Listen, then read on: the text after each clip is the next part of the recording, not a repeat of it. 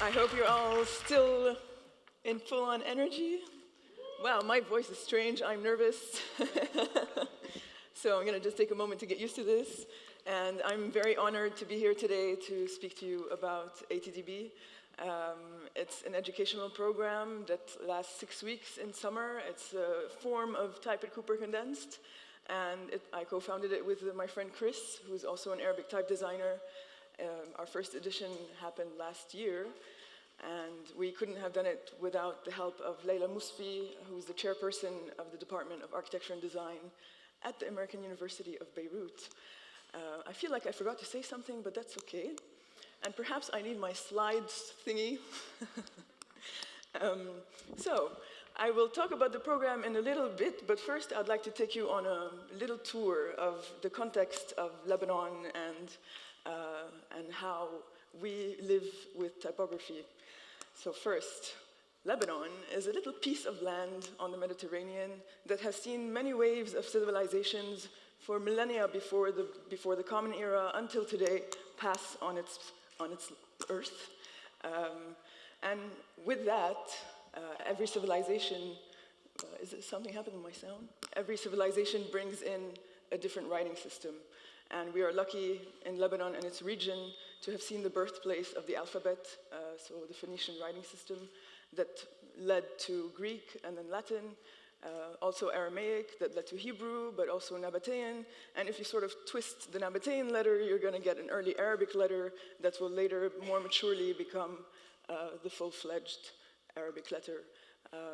What's in red is actually the same letter, and you can sort of see a similarity in shape that happens in the Semitic scripts.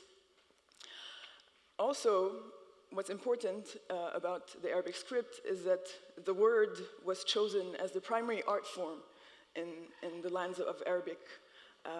It is what the whole contribution from prehistory to Michelangelo to Mondrian is for you Western people. The word is for us. So all that energy and attention in art really was promoted inside the word.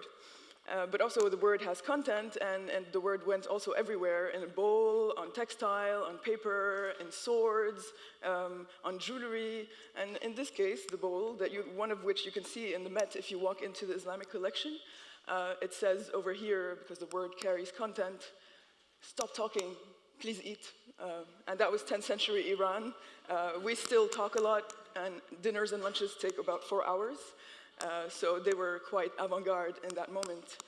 And as the script spread with the Islamic conquests from the central Islamic lands to the Western Islamic lands and the Eastern ones, every place took the script and formed its own local shaping of it.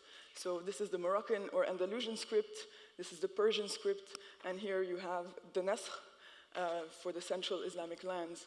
And the attention, again, or energy drawn into the word led to a tremendous amount of diversity in the shaping, and also a lot of attention in the details that we don't have time to talk about today. I'll go through some things, but feel free to ask me anything.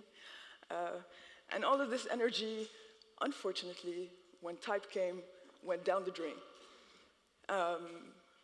Well, what happened with Arabic type is that the first people to cut Arabic type, movable type, were Europeans in the 16th century for a specific purpose, or two. The first is for faith-based propaganda. So Arabic books were printed in order to print Bibles or literature from the European world, starting with Italy, then France, then the Netherlands, in order to convert more Christians, more Muslims into Christianity in the North African region and Levantine region. The second purpose was for scholarly work. So for example, here what you have on your left-hand side is a sample of Thomas Erpenius's movable type. This is also 16th century Netherlands. He's a very famous Dutch Orientalist. And so to print grammars and understand the writing system, which in the end serves the purpose of propaganda, because the more you know the people you want to convert, the better you can convert them. It didn't work so well, because the form was never accepted in the lands where it actually exists. And then the machine moved finally to the east, and in the 18th century, it arrived to Istanbul, where the first and last breakthrough in Arabic movable type, but also type in general, happened thanks to this man, Ohannes Muhandisyan. That's the central image. Ohannes Muhandisyan did what is almost impossible in movable type. People would look at this and think, oh, no, this is not movable type. Many details. Again, please come talk to me. I'm happy to share the reasons. But there's also one problem. His script form is really a one-to-one carbon copy of a calligraphic style. So we didn't see a step towards modernity, or what it looked like to go one step away from the calligraphic tradition. From that moment on, it went downhill from there, and we arrived to the digital world where you have shapes such as the one on your right-hand side that exist in no moment in Arabic script history. No moment. For us, Chris and me, this is tragic. And there are more people, of course. And I try to formulate the problem in a synthetic way for you guys, but also for a few people I've given similar talks to. To me, the problem is a problem of aesthetics and a problem of technology. They, of course, work hand in hand. In terms of aesthetics, and if I compare with Latin, from the calligraphic letter, in this case it's the Carolinian minuscule, to the typographic letter, and in this case Helvetica, there is a link between the two. You can see different proportions, an abstraction of the mannerisms, but the contrast is the same position, and you can sense the essential characteristics of the letter are still there. Whereas in Arabic, and usually I have a more contrasty example, but it was inaccurate. So in this case, you can see from the calligraphic letter, and do I need to point at it over here, calligraphic letter, over there, to the typographic one. Besides the terrible drawing of the typographic one, it's also what's happening with this letter. I mean, it's sort of leaning backwards, looking at the sky, and it has this ending that's a bit like a scorpion, like, tick, I'm gonna get you, I'm gonna get you. And you have that, when you read text with these typefaces, it's really painful.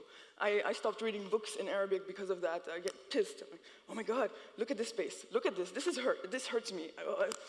Close the book. I would love to typeset all the books all over again whenever we have better typefaces. And then technology.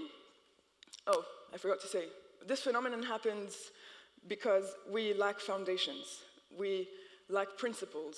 We have a huge collection of an amazing tradition that has not been observed in order to extract principles from which we can make modern typefaces. So we are missing theories of contrast, how to deal with a proportional system for a specific application, how to what are the characteristics of Arabic so we can do something with them. And then there's, of course, technology, and my favorite topic, the box. It's been a topic since yesterday, the rectangle, and I was thinking, oh yeah, how can we drop the rectangle? Well, that's easy. Go for Arabic or languages that really don't need it, because Arabic is a connected script. As you can see, well, this is the calligraphic form, and to mechanize it by cutting it, by splitting its connection, doesn't make sense, does it? Does it make sense to anyone? I mean, the mere fact that, yeah, you're splitting this thing that's not supposed to be split. So I'm a big fan of losing the box, but perhaps I'm talking too much from the nerves. I'm going to diverge now, because type, of course, is related to typography and design in general. And in design, in the Arab world, we also have a problem. You probably ask yourself this question, maybe as a student or as just a practitioner. Why am I doing the work I'm doing? Does it come from somewhere? What is graphic design? And what is the legacy that's behind me, that's within my work? And how can I move forward from there? These questions are even more prominent I'm taking the case of Lebanon here. In Lebanon, when I was a student, I asked myself, or actually when I became a teacher, I asked myself, I wasn't taught how graphic design landed in the Middle East, because we used the word. Again, we had no images. And actually, it was the French. The French arrived in the late 1800s, and brought with them the School of Fine Arts. And the first nude, or one of the first nudes in classical Western painting style that we ever saw on our Earth is Omar Unsi's Rita. It's a pastel of the 1930s. So you were already beginning in modernism in graphic design, and we still didn't have a nude. And then, well, art evolved, and you had painters such as Paul Guiragossian, who took abstraction, and of course, everything that happened in Europe came 100 years later in Lebanon. And artists were the first people making posters, and this is from the 1970s, so you can imagine how late we were in the evolution of design. It was not until my teacher, my mentor, Laila Mousfi, came back from the US. She studied in Cranbrook in the McCoy era, and this is a poster of hers with lettering by Samir Sayegh. She founded the first graphic design program in the American University of Beirut in 1992, which again is quite late in graphic design history, and with a specific interest in how do we deal with Latin and Arabic type side by side on one page. How can we make Arabic look more contemporary? And so we were taught this as students. I went to undergrad school there. And also, she used to tell us, we have major problems with Arabic typefaces, but you have to learn, as designers, how to deal with them. Well, that prompted my big question 12 years ago of what is this problem and how do I deal with it? And I also knew from conversations with her that they had an idea of making an Arabic type design program, but it just didn't happen yet, ever. And so, one fine day, and I was with Chris in his former studio in The Hague. He now moved to Amsterdam. We were chatting, as usual, about Arabic type design and dreaming. And one of the dreamings was exclaimed by Chris, who's watching right now. Hi, Chris. He said, "Lara, let's make an Arabic type design program." And I told him, "No, you're crazy. I mean, we're so young, it's not the right time. We need to produce more work. And me, I'm invisible. Nobody knows what I'm doing. I don't talk about it. I don't write articles. I'm in my own bubble. I've been doing this for 12 years in my bubble. And well, I'm working on 2 typeface families now, but they're not released. So who's going to want to come and join us?" But post-existential crisis, we proposed the idea to Leila, who's the chairperson right now at AUB, or the Department of Architecture and Design. And well, she thought it was a good idea. She told us, write a proposal, make a budget, and let's see how it happens. And so that's what we did. We wrote a proposal, made a budget. It got approved in December 2015. And then we got into what we didn't know we were getting into, which is quite a huge thing. And actually, we were quite naive, and so naive that we even thought, oh, we need a name. Oh, we need a logo. Oh, okay, we need a website, and we need to tell people to come and join us, and we need to find their flights, and plan all of this, and do marketing, and do social media strategies. And I had conversations with Kara, and we need to do so much more. But well, we live, we learn. And so we did it. We set everything up. And most importantly, this way, whoops, no, too early. Most importantly, the team of beautiful people, we set up the team of beautiful people who came last year. In red is the core team, so here you can see the face of Kristyan. And there's Khajak Apelian, who's a graduate of the KBK. Yara Khouri is actually their teacher, that's why they're connected. I've connected the lines because, well, and you can see Leila also above me, and below me, Thomas Milo and Miriam Somers, and Samir Sayegh on the left side of Leila. I connected everybody because I'm aware that our educators are part of us, and we give back the education that they have given us, filtered, of course, through our brains and experiences, but to me it's important to always give a homage to these people. And also, The program is, of course, modeled on programs that we have been to. I went to Type at Cooper Condensed. KJ, or Khajak, and Chris went to Type at Media. And we needed a reference, of course, to start. And so that's also a homage to our education in general. There's a team of speakers and guest teachers, Georg and Wissam Shaukat, who's the master calligrapher. You will hear about in 2 minutes, or 1 minute, that's better. And Wael is in the audience. They also, of course, support the program either from Skype, because we have little budget. We decided not to have sponsors at the beginning, to be free. Well, I think I need to move on. Our program has a particular philosophy, which is to move from script to type, and to find ways of doing that. This philosophy has not yet been approached, so this program was quite experimental in that sense. And we decided, as our model programs go, we went for 1 week of calligraphy, or looking at the script, another week of lettering, and then 4 weeks of type design. And so it began, our little adventure. We were excited. We were very scared because we didn't know what to expect. We didn't know how it was going to go. We didn't know if our methodology was actually going to work. But in life you have to try. And so we went into the classroom and we started learning the script. We didn't actually do calligraphy with Wissam. This is his writing.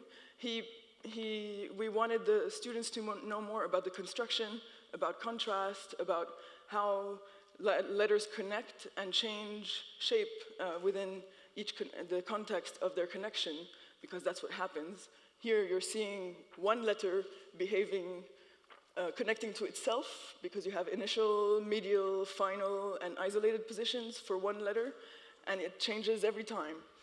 I'm going to show you. This is 4 of a dotless form of a letter. The initial version, and the stroke goes up into the second one, which is a raised tooth. And the initial version is special to go before the raised tooth. And after the raised tooth, there's another one of the same letter, and it becomes a sort of a wave, and before going to the final one. So you have 2 medial letters that are very different. And this pattern changes with different letters around, or if it still connects to itself, it's going to change again. The participants were in shock, both the Arabs or the native writers, and also we had some foreigners. They were in shock because they had forgotten these rules. We don't learn these, you have to observe them. And usually we see this, or that. Does this remind you of anything? Sure. The square kufic? Yeah, and the square kufic, the function, I believe Shiva told you what function it had. It was made for ornamentation. This is now used for text. So we have, function problems. But then we got to the lettering and the type design phase, and that was our major challenge. How do we abstract the script without losing its principles, and how do we actually teach that? So Chris and I, while planning the content, decided that we would look at our own work, how we did it, and we came up with a system of parameters that are in directly relation with the Arabic script, and that you can play with. And we did this very analog type cooker by Eric, a version of Eric's. We will one day hopefully do a website with the help of Khajak Apelian. And so we could tell the students, well, to pick a typeface, you first pick the construction. So from solid, which is the most geometric, and this one I put here because, well, it's not really over geometric like square kufic is. That square kufic would be at the edge of that line. And then you can go a bit in between, semi-solid, semi-fluid, and then you can go either to very fluid styles, which are more cursive, if you want. And this is the work of students, by the way. All the slides from here on will contain work of students. And, well, probably our most important methodological contribution is this.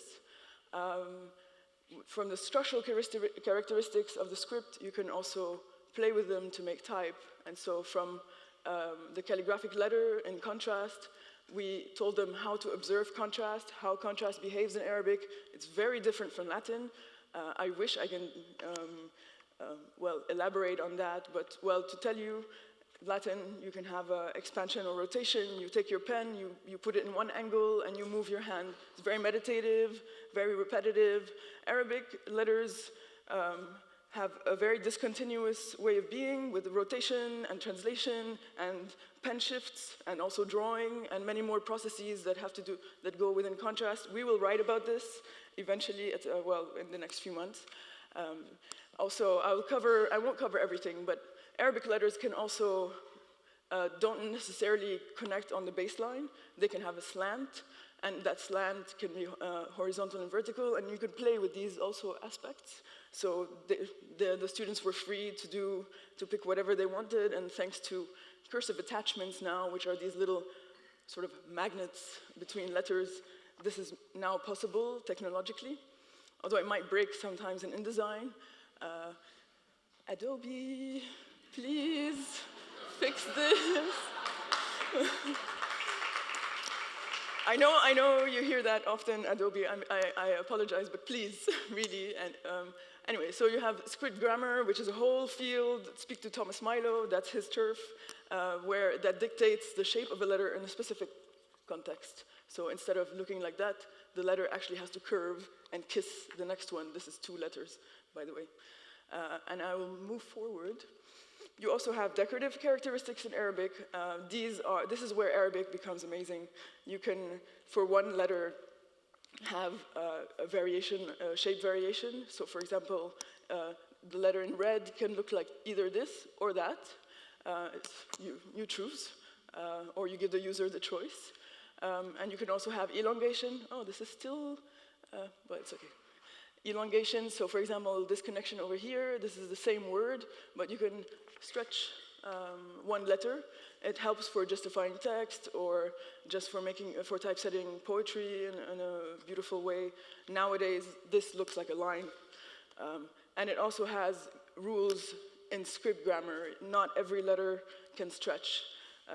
That can be computed, of course. And so we didn't only focus on form, we also focused on concept. Andreu Balius, for example, chose pop Egyptian movie posters, posters of the pop culture to be inspired for his typeface. Hadis Basil chose also something from the vernacular, which is lettering from trucks, and these two are the same script source, and that's what he did with it. Jamal actually went for a historical source. So this is also a version of Kufic, or we call it a solid style, and try to also modernize it while retaining its characteristics. And this is an array of the students' work to show you a bit of the diversity of it. And we were looking at their final presentations, and we thought, wow, we did not expect this. Our methodology works. It's fantastic. And so, yeah, we also decided, we knew that this program was also just an expression of the larger philosophy. And for that purpose, Chris and I decided to do something, and it's to write a manifesto. It's going online now on this link. I won't read it all, I'll just read a paragraph for you, and you can read the rest at your own pace, but I'm gonna import Chris over here because he has to be here with me, and I'm gonna put my hand around him. So here we go, you ready, Chris? Arabic script to type manifesto version 1, we will edit it with time. It's time for a new era in Arabic type design, an era in which the script is the source of typographic information. What we ask for may sound obvious, and it is. Understanding the script, then moving to type, is nowhere near innovative. In Arabic, however, contrary to popular belief, this bridge has not yet been made. Throughout the 500 years of existence of Arabic type, we have seen a gradual regression of aesthetics, heavy westernization of our characters, Latin-based mechanization, and a great loss of the formal and technical competence that was present in the script. While manifestos tend to promote the present, the future, and want to break away from the past, we would like to take a step backward and demand a thorough understanding of the architecture of our writing system in order to move forward. So to round this talk up, and I guess I moved quite fast, through our work, both Chris and my work, and hopefully many more, through the program, we wish to have more authenticity, higher artistic quality, better technical solutions for Arabic, more playfulness, and the best part for us is that it's only the beginning. Thank you.